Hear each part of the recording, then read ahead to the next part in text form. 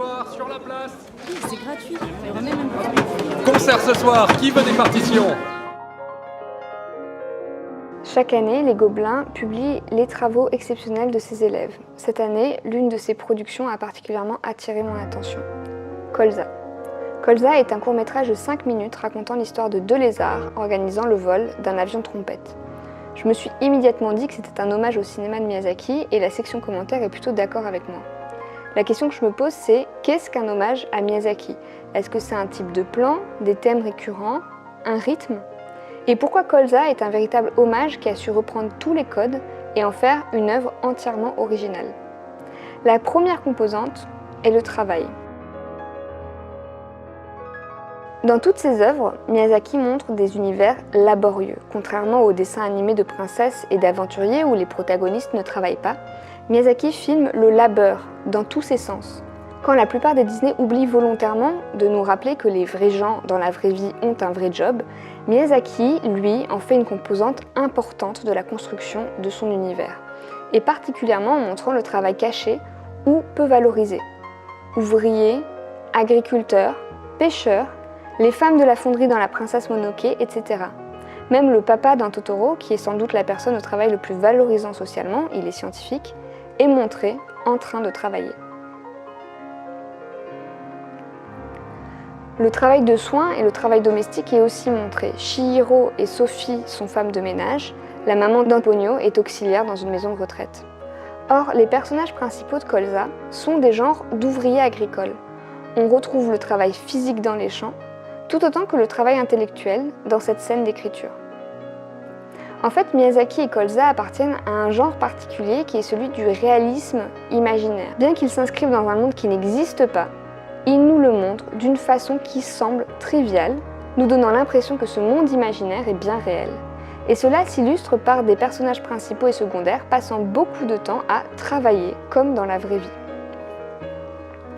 Le village de Colza est très minutieusement illustré, les paysages sont très détaillés et c'est un commentaire qui a été fait que c'est cette minutie dans les détails des décors qui donne la touche Miyazaki. Mais en fait, c'est le réalisme au sens large qui est en jeu. Et une partie de ce réalisme, c'est l'espace et les temps morts. Miyazaki, s'il aime les intérieurs chargés et les scènes d'action ou d'émotions intenses, laisse respirer le spectateur. On a énormément de plans très larges, souvent en extérieur, et d'actions lentes. Ces respirations font partie de sa signature. Tout comme dans la vraie vie, le temps passe parfois lentement et on s'emmerde.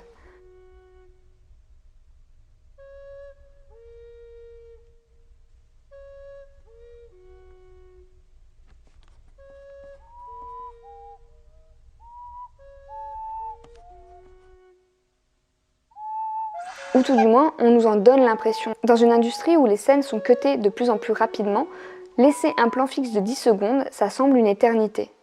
Colza respire comme un film de Miyazaki et nous laisse le temps de nous poser. On retrouve bien sûr un sound design qualitatif et une bande originale orchestrale de qualité qui renforce cet effet d'hommage. Et enfin, on arrive à la partie la plus importante, l'univers. Rentrer dans un film de Miyazaki, c'est découvrir un nouvel univers. Dans ce monde, il existe des choses parfois magiques, parfois pas vraiment, mais différentes de notre monde, et on prend autant de plaisir à suivre l'histoire du personnage que de comprendre par quelles lois sont régis son univers. Le fonctionnement du château ambulant en est un exemple. Techniquement, c'est le décor. Dans les faits, c'est un élément majeur du film. Il peut marcher, se déformer à chaque mouvement. Il possède une porte qui ouvre sur des endroits différents selon la couleur de sa roue d'entrée. Dans Arrietty et le monde des chapardeurs, on suit aussi d'autres règles. Il existe des mini-humains qui volent des biscuits et des dinettes aux grands humains et qui se servent de pince à linge pour s'attacher les cheveux. Dans le monde de Colza, on fait fleurir les plantes avec de la musique. Un gracieux son pour les ouvriers indépendants et leurs avions trompettes, un son très monotone pour les grandes machines agricoles. Ça n'existe pas dans la vraie vie, les fleurs s'ouvrent toutes seules et les avions trompettes ne volent pas dans le ciel. Et ça fait partie de l'enchantement du réalisme imaginaire, de rentrer dans ce monde et de comprendre comment il fonctionne. Alors oui, il y a des avions, donc ça peut faire penser à Porco Rosso où le vent se lève. Oui, il y a des jolis décors et des grands paysages. Mais s'il n'y avait que ça, ce ne serait pas un hommage à Miyazaki. Colza a réellement pris un concept complètement unique et en a fait ce chef-d'œuvre de 5 minutes avec des lézards, et ça marche. Je ne sais pas où iront les étudiants qui ont réalisé Colza, mais je leur souhaite de faire d'autres chefs-d'œuvre et de s'épanouir dans ce courant de réalisme imaginaire.